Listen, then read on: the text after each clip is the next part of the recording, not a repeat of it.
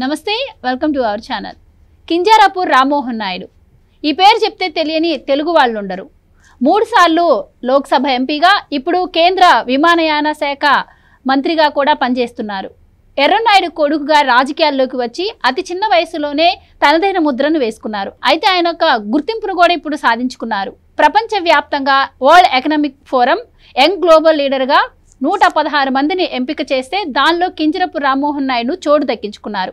ఈ సందర్భంగా ఇటు ప్రధానమంత్రి మోదీ నుంచి ఇటు చంద్రబాబు నుంచి ఆయనకు ప్రశంసలు అందుతున్నాయి. అయితే ఇదంతా ఆయనకు ఎలా సాధ్యం? ఎర్రన్నాయుడు కొడుకుగా రాజకీయాల్లోకి అడుగుపెట్టి తనదైన ముద్ర వేసుకోవడానికి ఆయన ఎదుర్కొన్నటువంటి ఆటుపోట్లు ఏంటి? ఇప్పుడు ఈ స్థాయిలో నిలబడడానికి పార్టీ తరపు నుంచి ఆయనకు లభించిన ప్రోత్సాహం ఏంటి? ఇలాంటి విషయాలన్నీ తెలుసుకుందాం. మనతో పాటు ఉన్నారు ప్రముఖ ఆర్థిక, రాజకీయ, సామాజిక విశ్లేషకులు మధుసూదన్ రెడ్డి గారు. నమస్కారం అండి. నమస్తే అమ్మా. సార్, కింజరపు రామ్మోహన్ నాయుడు ఈరోజు ఒక ప్రత్యేక గుర్తింపును సంపాదించుకున్నారు. World Economic Forum young global లీడర్ని సెలెక్ట్ చేస్తే దాంట్లో ఈయన చోటు దక్కించుకోవడం జరిగింది. సో ఇది కింజరపు రామ్మోహన్ నాయుడుకి ఎలా సాధ్యమైందంటారు? దీనికోసం ఆయన చేసినటువంటి కృషి ఏంటి? ముందుగా ఇది గర్వించదగ్గ, తెలుగు ప్రజలందరూ గర్వించదగ్గ రోజని మాత్రం చెప్పొచ్చు. ఒక young dynamic leader Kinjarapu Rammohan Naidu young global leader అవార్డుకి ఎంపిక కావడం, ఇది తెలుగు ప్రజలందరికీ ఉభయ తెలుగు రాష్ట్రాల్లో అంటే తెలంగాణలో కానీ ఆంధ్రాలో కానీ గర్వకారణం అన్నమాట. తెలుగు జాతికే గర్వకారణం. అయితే తండ్రికి దగ్గ తనయుడు అంటే కింజరాపు ఎర్రన్నాయుడు మాజీ మంత్రి, కేంద్ర మాజీ మంత్రి వాళ్ళ నాన్నగారు. ఆయన ఢిల్లీ పోయినప్పుడు ఆయన అప్పట్లో ఎల్ఎల్బి చదువుకున్నాడు. ఏది ఎర్రన్నాయుడు గారు.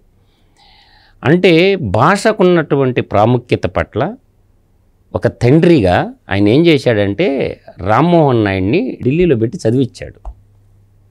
ఆ ఢిల్లీలో చదివించడం వల్ల రామ్మోహన్ నాయుడిని హిందీ, ఇంగ్లీషు, మాతృభాష తెలుగు పట్ల అనర్గళంగా హిందీ మాట్లాడగలడు, అనర్గళంగా ఇంగ్లీష్ మాట్లాడగలడు, అనర్గళంగా మాతృభాష మాట్లాడగలడు. అందువల్ల రామ్మోహన్ నాయుడు తన రాజకీయ ఆరంగేటం చేసిన తర్వాత ఢిల్లీ తరచూ పోయి వస్తుండటం వల్ల ఉత్తరాంధ్రలో ఎక్కడో మారుమూల పల్లెల్లో ఉన్నటువంటి ఎర్రన్నాయుడికి ఒక థాట్ వచ్చింది, నా పిల్లోడిని ఢిల్లీలో చదివించాలా. ఎందుకంటే వాస్తవంగా చెప్పాలంటే తల్లి తండ్రి తొలి గురువులు అనేది ఇందుకేనమాట. తల్లి తండ్రి గురువులతో సమానం. తొలి గురువు తల్లిదండ్రులు అనమాట. అందుకని మనకి విద్యా పద్ధతిలో భక్తి మహర్షి గారు, నేను ఎప్పుడు చెప్తుంటా, ఒక శ్లోకం చెప్తాడు, విద్యానామనరస్య రూపమధికం ప్రచ్ఛన్న గుప్తధనం విద్య యశస్సుకరి భోగకరి. విద్య విదేశగమనే పరదేవత, విద్య రాజసాను పూజ్యతే నహిం ధనం విద్యాహీన పశువః అంటారు. ఇది భక్తి మహర్షి గారు విద్యా పద్ధతిలో చెప్పాడు.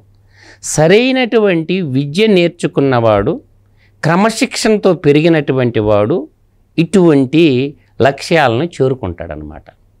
ఇప్పుడు వాళ్ళ నాన్నగారు చనిపోయిన తర్వాత, ఎర్రన్నాయుడు చనిపోయిన తర్వాత ఆయన వారసుడుగా ఆయన నమ్ముకున్న తెలుగుదేశం పార్టీలోనే 3 సార్లు ఎంపీ అయ్యాడు. 3 సార్లు ఎంపీ అయిన తర్వాత అతి చిన్న వయసులోనే ఎంపీ అయ్యాడు. పార్టీ ఇచ్చిన అవకాశాలు అందిపుచ్చుకుంటూ, పార్టీ క్రమశిక్షణను దాటకుండా, పార్టీ అధ్యక్షుడి మాటలో జవదాటకుండా పార్లమెంటేరియన్గా యంగ్ డైనమిక్ లీడర్గా పార్లమెంట్లో తెలుగు ప్రజల పక్షాన పనిచేస్తూ వచ్చాడు. ఒకానొక సందర్భంలో ఏంటంటే వైసీపీ అంటే యువజన శ్రామిక రైతు పార్టీ ఉంది కదా, వైఎస్ఆర్సిపి అంటే వై అంటే యెహోవా, ఎస్ అంటే సోలోమెన్, ఆర్ అంటే రోమన్ కరప్షన్ పార్టీ ఎంపీ ఒకడున్నాడు మిథున్ రెడ్డి అని. పెద్దిరెడ్డి మిథున్ రెడ్డి కుల అహంకారంతో పెద్దలున్న సభలో, భారతదేశం పార్లమెంటేరియన్ అందరి సభలో అవమానించాడు, అవహేళన చేశాడు పెద్దిరెడ్డి మిథున్ రెడ్డి అనేటటువంటి వాడు. అంటే అశుద్ధ భాష మాట్లాడినటువంటి వాడు, చదువుకున్నటువంటి అజ్ఞాని అన్నమాట వాడు. ఆ అజ్ఞాని ఏం చేశాడంటే రే కూర్చోరా అని, అలా వాళ్ళ భాష అంటే వాళ్ళ మాతృభాష ఆ యెహోవా సోలోమెన్ రోమన్ కరప్షన్ పార్టీ భాషలో అవమానించాడు. ఈరోజు ఏమైంది? ప్రపంచ ఆర్థిక సంస్థ ఏదైతే ఉందో అది ఏం చేసింది, 116 మందిని ఎంపిక చేసింది. 40 సంవత్సరాల లోపు వాళ్ళకు మాత్రమే ఇస్తారన్నమాట అవార్డు. దాంట్లో భారతదేశం వ్యాప్తంగా 6 మందిని ఎన్నుకున్నారు. భారతదేశ వ్యాప్తంగా 6 మందిని ఎన్నుకున్నారు. 6 మందిలో 40 సంవత్సరాల లోపు ఉండేవాళ్ళు కాబట్టి ఇప్పుడు young global leader award Rammohan నాయుడుకి వచ్చింది. వచ్చిన వాటిల్లో ఆ 6 మందిలో తీసుకుంటే భారత్ నుంచి యంగ్ గ్లోబల్ లీడర్ అవార్డుకి ఎంపికైన వారిలో ఓయో హోటల్ వ్యవస్థాపకుడు Ritesh Agarwal, next big innovation lab MD Alok Medikupura Anil, Boston consulting group MD Natarajan Sankaran, Nipman foundation వ్యవస్థాపకుడు Nipun Malhotra, Penguin Random House vice president Manasi Subramaniam, పర్వతారోహకుడు పారిశ్రామికవేత్తమైన అనురాగ్ మలూలా, ఈ 6 మందికి యంగ్ గ్లోబల్ లీడర్ అవార్డ్స్ ఇచ్చారనమాట. అందువల్ల తనకున్నటువంటి భాషా పరిజ్ఞానంతో మొత్తమైన చదువులు చదువుకోవటం వల్ల పార్లమెంట్లో లోక్సభ స్పీకర్ ఓం బిర్లా కానీ, రాజ్యసభ చైర్మన్ అయినటువంటి ధన్ఖేడ్ అందరు ప్రశంసలు అందుకున్నారు. ఏ ప్రశ్న వేసినా అనర్గళంగా సమాధానం చెప్తున్నాడు. మాట్లాడేటట్టు భూషణం అంటారు.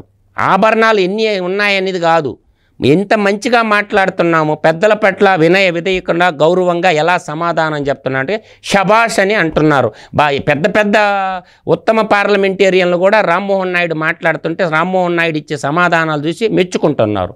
ఇవన్నీ దృష్టిలో పెట్టుకొని ప్రపంచవ్యాప్తంగా 116 మందిని ఎంపిక చేస్తే దాంట్లో రామ్మోహన్ నాయుడు పేరు చేర్చడం శుభపరిణామం. రాష్ట్ర ముఖ్యమంత్రి గారు, ఉప ముఖ్యమంత్రి గారు, రాష్ట్ర ముఖ్యమంత్రి గారు చంద్రబాబు నాయుడు గారు, ఉప ముఖ్యమంత్రి గారు పవన్ కళ్యాణ్ గారు, రాష్ట్ర గవర్నర్ గారు, తర్వాత యువ నాయకుడైన లోకేష్ కూడా ట్విట్టర్ వేదికలో శుభాకాంక్షలు హృదయపూర్వక అభినందనలు తెలిపారు. కాబట్టి రామ్మోహన్ నాయుడు ఈ అవార్డు రావటం తెలుగు జాతికి గర్వకారణమని చెప్పగలనమాట. అంటే సార్ ఇప్పుడు ఎర్రన్నాయుడు కొడుకుగా ఈయన రాజకీయాల్లోకి వచ్చినా కూడా అంటే తండ్రి హఠాన్ మరణం ముందే ఈయనకి రాజకీయాలతో ఏమన్నా సంబంధం ఉందా, లేదంటే సడన్గా రాజకీయ అరంగేట్రం చేయాల్సి వచ్చిందంటారా? సో ఒక మనిషి ఎదగాలి అంటే పార్టీ నుంచి కూడా ఆ విధంగానే సపోర్ట్ ఉండాలి. టీడీపీ నుంచి కూడా మరి ఆయనకి ఎలాంటి సపోర్ట్ లభించిందంటారు ఈ స్టేజ్కి రావడానికి? నేననేది పార్టీలో క్రమశిక్షణగా ఉన్నట్టే అత్యున్నత పదవులు వాటంతటా అయ్యే వస్తాయమ్మా. ఇప్పుడు దేశానికి పౌరయాన మంత్రిగా ఉన్నాడు రామ్మోహన్ నాయుడు. కాబట్టి దేశానికి పౌరయాన మంత్రిగా, ఒక రాష్ట్రానికే కాదు, అంటే వాళ్ళ నాన్నగారు రాష్ట్రంలో మంత్రిగా చేశాడు, దేశానికి మంత్రిగా చేశాడు. కాబట్టి రాజకీయ నేపథ్యం ఉన్న కుటుంబంలో జన్మించిండు కాబట్టి అతనికి రాజకీయాన్ని చిన్నప్పటి నుంచి అవపోషణ బట్టి ఉంటాడు అనమాట. పెద్దల పట్ల ఏ విధంగా ఉండాలా, రాజకీయ నాయకు పట్ల ఏ విధంగా ఇంట్లో మాట్లాడుకుంటుంటారు కాబట్టి ఇంటా ఉంటారు, అటుగా అనుభవం వస్తుంది అన్నమాట. రెండోది ఏంటంటే వాళ్ళ నాన్నగారు ఢిల్లీలో పెట్టి చదివించడం వల్ల అతనికి బహుభాషా కోవిదుడిగా, కాకపోతే ఉన్నతమైన విలువలతో పెరిగిండు కాబట్టి అది కూడా భాష కూడా తండ్రి చేయబట్టుకొని నడిపించడం వల్ల, ఎందుకంటే చిన్న వయసులోనే ఎంపీ అవ్వడం, 3 సార్లు ఎంపీ అంటే 36 సంవత్సరాలే రామ్మోహన్ నాయుడు వయసు. అందువల్ల ఏంటంటే 25 సంవత్సరాలకే ఎంపీ అవ్వడం, మళ్ళీ 3వ టర్మ్ ఎంపీ అవ్వడం, గుర్తించడం, అతను వాక్ పటిమ, తను తీసుకున్న సబ్జెక్ట్ కానీ అటు దేశానికి ఇటు రాష్ట్రానికి సెంట్రల్ కేంద్ర మినిస్టర్గా రాణిస్తూ ఉన్నాడు. అందువల్ల ప్రపంచ వరల్డ్ ఎకనామిక్ ఫోరం గుర్తించింది, ఈ అవార్డుకి సరైన ఎంపికే చేసింది. ఇది తెలుగు జాతికి మాత్రం రామ్మోహన్ నాయుడుకి ఒక్కడికే దక్కిన గౌరవం కాదు, తెలుగు జాతికి దక్కిన గౌరవంగా మనం చూసుకోవాలి. అందువల్ల ఏంటంటే తల్లిదండ్రులు ఎప్పుడు కూడా, ఇప్పుడు మా అబ్బాయే ఉన్నాడమ్మా, ఎవరో మాది గ్రామీణ ప్రాంతం, మారుమూల పల్లెలు, ఉదయగిరి పల్లెలు, కొండపల్లెల్లో నుంచి వచ్చాం. మా వాడు ఇప్పుడు 5 భాషలు మాట్లాడతాడు. నేను మాట్లాడేది అదేంటే మా వాడు 5 భాషలు మాట్లాడతాడు. అందువల్ల ఏంటంటే ఆలోచన తల్లిదండ్రులు బిడ్డల్ని పెంచే తీరు విధానంలో నడవడిత అనేది తల్లిదండ్రులు ఏంటంటే తొలి గురువులు బిడ్డలకి.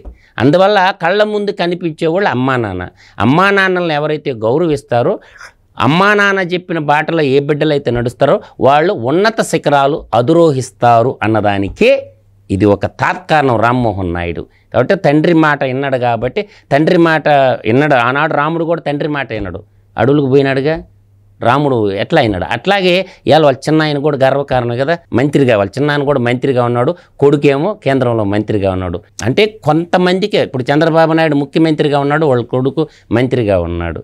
అంటే చూడండి ఎలా ఉంటుందో. అలాగే గతంలో ఒక ముఖ్యమంత్రి కొడుకు కూడా ఉన్నాడు. ఒక ముఖ్యమంత్రి వాడు కొడుకు కూడా ఉండవు, ఈడీ సిబిఐ కేసులు పెట్టుకొని. అందువల్ల ఏంటంటే భూమండలం మీద జన్మించిన తర్వాత మనం బతుకుతూ సమాజానికి సేవకులుగా ఎంతో కొంత పేరు ప్రతిష్టలు, ఇంట గెలిచి రచ్చగెలవమంటారు కదా, పేరు ప్రతిష్టలు కూడా ఎలా వస్తాయంటే మనం నడిచే నడవత మీద ఆధారపడి ఉంటుంది. Thank you so much. నమస్కారం.